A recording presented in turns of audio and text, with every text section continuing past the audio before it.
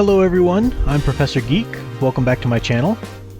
Today I want to talk more about the rise of the Teenage Mutant Ninja Turtles, the new Nickelodeon series, which is just atrocious. I've already made one video on that, giving a general review of the series and the approach it takes. Everything from the character designs to the characterizations of the so-called heroes.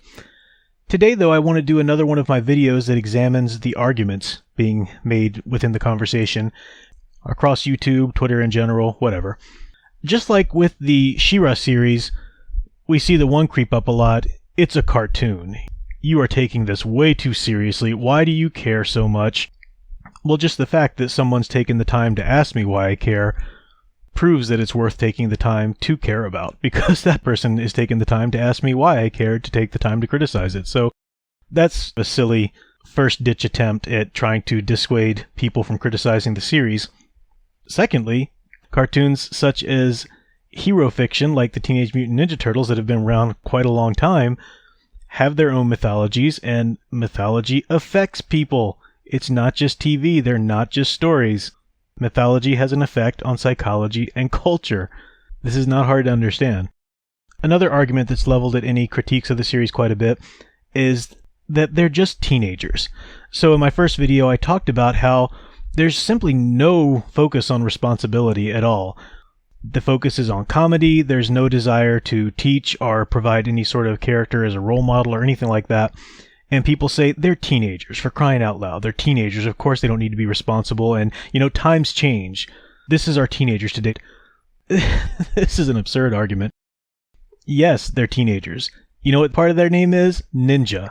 You don't think maybe training in ninjutsu promotes a little bit of responsibility and self-control that might even overcome teenage instincts?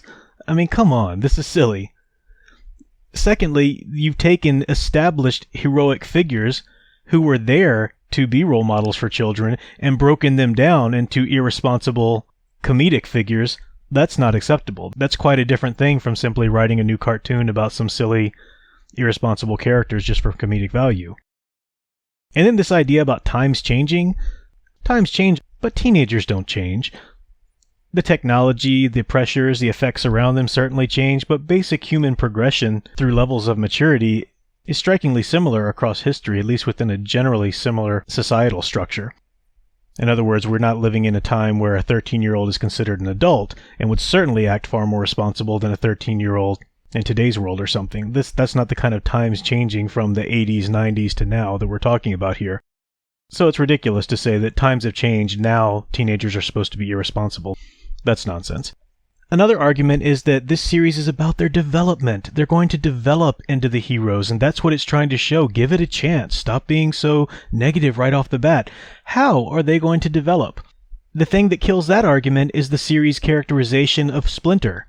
And I talked about that in my last video. Splinter is just an oafish buffoon. There's no wisdom to him. There's no caring father aspect to him. The turtles don't respect him. He doesn't really give a crap about them. He's just there to watch TV and eat.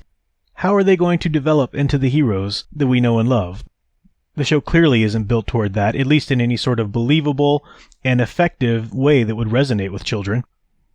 We often see people as well try to cram all critiques into a "you're just a racist" kind of idea, and they talk about April O'Neil as the young black girl now, and they'll bring up that April O'Neil was originally black in the original comics or something like that.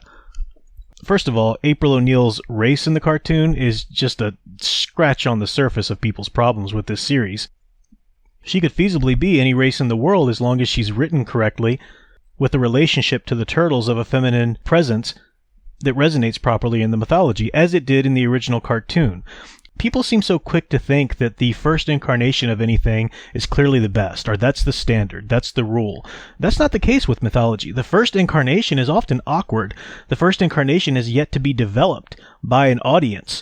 This is the case from people telling stories back in the day around campfires or whatever, to comic book writers certainly, and to today when it comes to films and whatnot.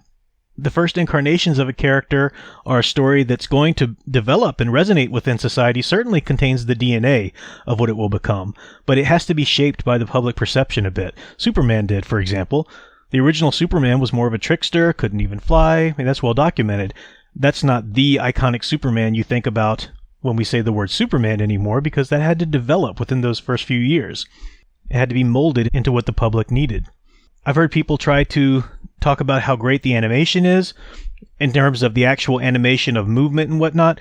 I don't understand much about that and how animation is created. I know the art style is simply lazy, though. But even if the animation is top-notch and just wonderful to be respected on every level, that doesn't save the mythology.